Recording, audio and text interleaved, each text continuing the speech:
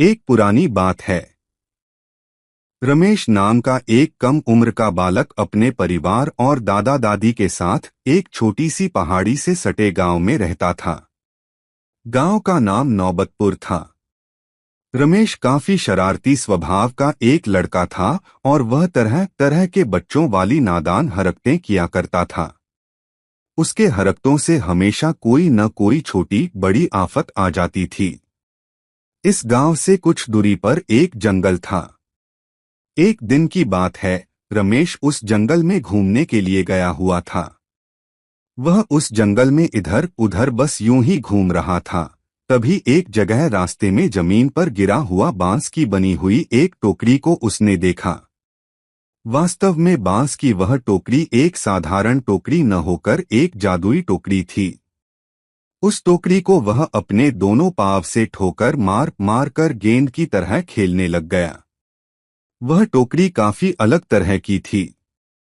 रमेश को भी वह टोकरी कुछ अजीब तरह की लग भी रही थी। अब उस टोकरी के बारे में जानने के लिए रमेश काफी उत्साहित भी होने लगा था।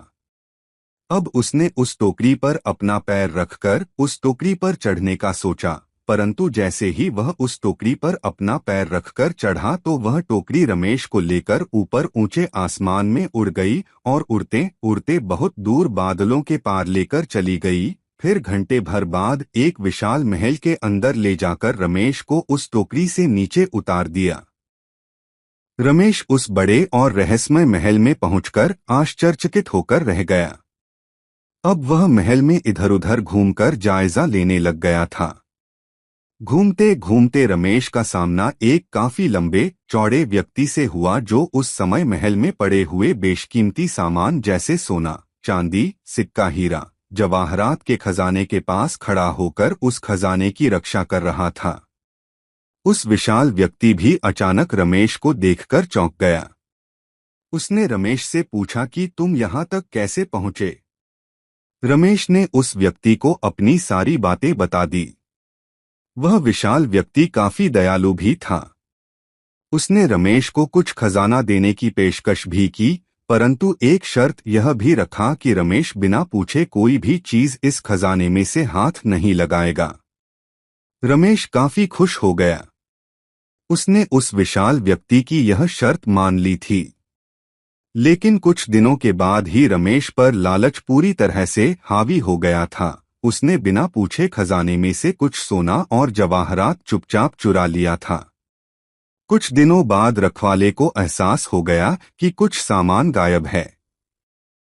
जब खजाने के रखवाले को रमेश की इस हरकत का पता चला तो वह काफी गुस्सा हो गया था। उसने रमेश को महल में खोजा। खोजबीन करने के दौरान वह जादुई टोकरी उस विशाल व्यक्ति के पैरों के नीचे दबकर टूट फूट गया। उस टोकरी के टूट जाने के कारण अब रमेश का अपने घर वापस जाना संभव नहीं हो सकेगा। उस टोकरी के टूट जाने के कारण रमेश धरती पर वापस कभी नहीं जा सकता था। जब रमेश को यह एहसास हुआ कि उसने काफी बड़ी गलती कर दी है, तो वह उस विशाल व्यक्ति के सामने अपने आप को दोषी ठहराते हुए उससे माफी मांगा और जो भी कीमती सामान उसने चोरी किए थे, वह सभी सामान खजाने के रखवाले को वापस कर दिया था। उसने यह वादा भी किया कि अब वह कभी भी बिना पूछे कोई सामान नहीं उठाएगा और चोरी कभी नहीं करेगा। उस घटना के बाद रमेश अब एक बदला हुआ इंसान बन गया था। अब वह अपनी ईमानदारी और सत्यनिष्ठा के साथ उस महल में रह रहा था और खजाने की देखभाल भी कर रहा था। रमेश ने यह सीखा कि लालच कभी नहीं करना चाहिए। लालच इंसान को कहीं का नहीं छोड़ता है। रमेश के चाल चलन एवं बदले हुए स्वभाव को देखकर खजाने के रक्षक उस विशाल व्यक्ति को रमेश पर दया आ गई। उसने फिर से एक जादुई टोकरी बनाई जिस पर सवार होकर रमेश अब अपने गांव जा सकता था। एक दिन रमेश उस टोकरी पर सवार होकर फिर से अपने गांव की ओर उड़ गया।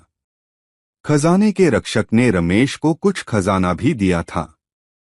रमेश अपने गांव आकर उस खजाने में से कुछ हीरे जवाहरात अपने गांव वालों के बीच भी बांट दिए थे।